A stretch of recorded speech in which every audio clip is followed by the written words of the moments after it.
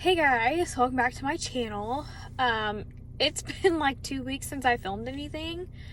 I apologize. I have not felt up to filming. Honestly, I've been slacking on everything here lately.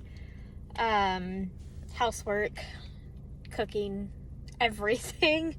However, if you follow me on Instagram, I do post updates over there more than I do on YouTube. I'm gonna try to be better at it because I really want to take you guys on this journey if you don't follow me on Instagram. So today is going to be an update. I think the last update I posted was at 10.5 weeks. I am 13 weeks today. So I guess quite a bit has happened. So when I last left you guys, I had just gotten my blood work done for the NIPT, the genetic screening test, and the test that would tell us for sure the sex of the baby, as well as testing for any abnormalities that the baby could potentially have. I was released from my specialist for OBGYN care. And so basically what's happened since then, I had last Thursday, so a week ago tomorrow, because I believe today is Wednesday. Yeah, today's Wednesday. Last week I had my first OBGYN appointment and ultrasound. I'm gonna have to insert the pictures in the video because I do not have them with me at the moment. But baby is awesome, moving, heart rate 169, so chilling in the 160s, 170s right now, which is weird because that's how my daughter was. And actually that same day I got my results back. First things first, everything came back low risk, which is amazing. I never had this done with my daughter. I don't even know if it was a thing 8 years ago, because I was pregnant 8 years ago right now with her, just a couple weeks ahead. So I didn't have that done with her. I didn't even have an anatomy scan done with her. So I was really, really, really relieved that everything came back good. Also, it is a boy.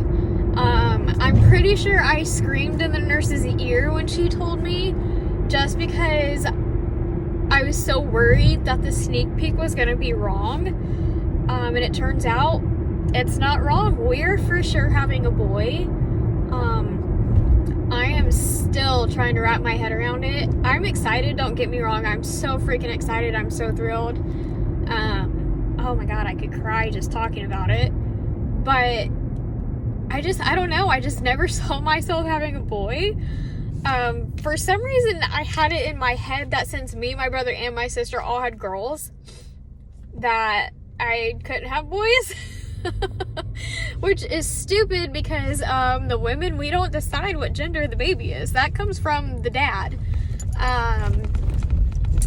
But it is for sure a boy. I don't know if I've announced the name on here yet, but I have announced it on Instagram. We are naming him Lincoln Owen. We've had Lincoln picked out for quite some time now. We did have Jameson picked out for the longest time, but my sister-in-law had a baby this year, and that's what they named their boy, which is fine. It's not a huge deal. But so we just kind of had to backtrack and be like, okay, well, what other names do we like? And we had Lincoln as a backup name. So his name is Lincoln Owen, and he's doing pretty good. Like I said, the ultrasound, he was measuring a day ahead, so that's awesome. We went from the beginning measuring like 4 days behind to now measuring a day ahead, so that's pretty cool. I did see my regular OB. I love her. Like, I've never met her before and I've never used her before. But one of my friends had recommended her to me because they really loved her. And I don't regret my decision at all. The drive is about 35 minutes for us, but honestly, I'll drive 35 minutes to have good care. I didn't want to give birth in the town that we live in just because I'm not a fan of the hospitals here or the doctors. I just didn't like any of the OBs that were in our area. But I did see her last week and she asked me straight up, so how do you want to give birth? Because you have had a C-section before. Just what are you thinking? Which I was not expecting that right away. I was expecting that to happen at a later appointment. I'm gonna go in and get some food real fast and I'll finish this story when I come back. Okay, I'm back. But what I was saying was she asked me how I wanted to give birth. So I told her, I said, I'd really love to try a natural birth, and as in natural, I mean vaginal, because your girl's not doing it without pain meds. I was like, I would really love to try a natural birth. I had a C-section with my daughter, but I'm also open to having another C-section. We got to talking about how my labor and delivery went with my daughter, how I had to be induced at 41 weeks and labor for 36 hours, wouldn't progress past 8 centimeters, ended up in a C-section anyways. And so she was like, well, let's just go ahead and do this. Let's go ahead and just schedule a repeat C-section. She said, we can schedule it at 39 weeks or 40 weeks. It's up to you, which week you want to do it.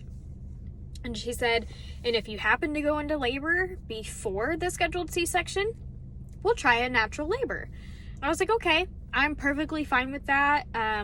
I like having a plan, not a birth plan, but I like knowing that I will not go over 40 weeks. She said, I don't want to have to induce you. I don't want to risk you going over your due date and the baby being too big again, because my daughter was almost 9 pounds and that's why I had a C-section. She got stuck.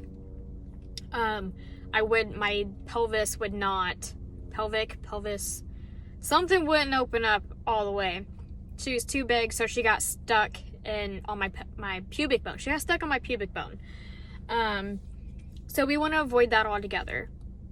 So right now the plan is to do a repeat C-section. Go ahead and schedule it. And I think when I see her again next on the 1st, I'm going to tell her, okay, or whenever I see her again, I don't know if I'll actually see her at my next appointment or somebody else. But I want to schedule my C-section at 39 weeks because my college graduation will be taking place May 22nd. And if I schedule my repeat C-section at 39 weeks, I'll be having the baby 10 days before graduation. Otherwise, I'd be having him a couple days before graduation, and there's no way I'd be able to walk the stage. And if you know me, you know how important it is for me to walk the stage at graduation. I didn't graduate high school. I got my GED, and I've worked almost for 4 years. I've worked my ass off for almost 4 years to graduate from college, and it's very, very, very important for me to walk across the stage if they're having graduation ceremonies in person in May. Thanks, COVID. It's very important to me to walk across that stage and get my diploma, and that's just what it is. So that's the plan so far with that. I have my next infusion on the 16th with my specialist, so next week I go have my 3rd infusion. I have my regular OB appointment on December 1st. I have my private gender confirmation ultrasound at a private place on the 28th, so here real soon. My husband will go. My mom and daughter actually gets to go to this one, so that's pretty awesome. And then I have my anatomy scan December 22nd, and then I actually leave that day for Florida for vacation. So I'll be turning 20 weeks during my Christmas vacation. So I'll be doing my anatomy scan at 19 weeks, almost 20 weeks, or something like that. But so far, that's what we have coming up. Other than having constant headaches, like headaches every single day, like I have one right now, and being tired still all the time, I feel pretty good. I'm just so tired all the time. I don't want to do anything, to be honest with you. I don't want to cook. I don't want to clean. I don't want to do anything. It's amazing that I can make it through the day without a nap. I'm just so tired, and then these headaches are just, oh, there's something else. My morning sickness, nausea, ended at like week 8, which is pretty awesome. With my daughter, I had it up until 14 weeks. With him, it ended as soon as it began, which I'm very thankful for. I'm not a fan of being sick to my stomach. It is literally the worst. I can't handle it. But instead of nausea, I have constant headaches, which really sucks. Trying to think if there's anything else that has happened. Not really. I don't think anything else big has happened here lately. Just ready to start buying stuff. We got the baby crib. We haven't put it up yet. My husband's making me wait till we come back from vacation in January before we can put it up.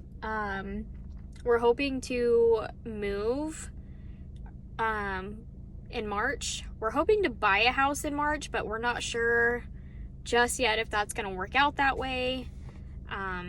But we do need a bigger house. Our house is way too small. We literally have no room for Lincoln. We have no room for baby stuff, nothing. Our house is super tiny. So that's what's going on. That's my update. I will try to give another update. I'll probably do an update every 2 weeks on YouTube. But I do give weekly updates on my Instagram. I will put my Instagram name in the description box if you guys want to go follow me over there for quicker updates. But yeah, on here I'll probably do a 2-week update. So I'll probably do an update after our gender confirmation ultrasound on the 28th, because I'll be 15 and a half weeks then. So about 2.5 weeks from now, I'll be doing an update. Just keep a lookout for it. If anything happens in that time, I'll update you guys again, but I don't foresee anything crazy happening. I'll also insert a picture of my belly, because my belly is getting so big now. It's crazy how big he's getting, how fast, compared to my pregnancy with my daughter. You know, they say with your second one, you usually show faster, but I really didn't think that was true until I got pregnant with him.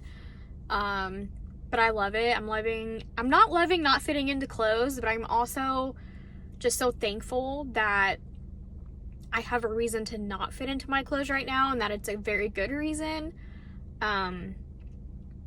I can't tell you enough how amazing this whole thing is and how crazy it is. I still don't know how this happened, but I'm so happy that it did.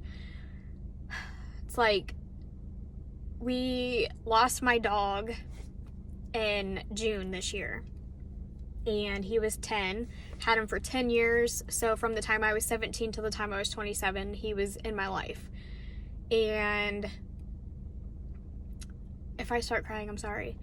I feel like this was his gift to us, to let us know that he's okay, and that he's not suffering anymore. So, ooh, I'm gonna cry. But after that, I needed this. I needed this in my life, and I'm just so thankful that it happened when it happened. I still can't believe I'm having 2 kids in the month of May. So if I give birth at 39 weeks, it'll be 4 days before my daughter's 8th birthday that I'll give birth.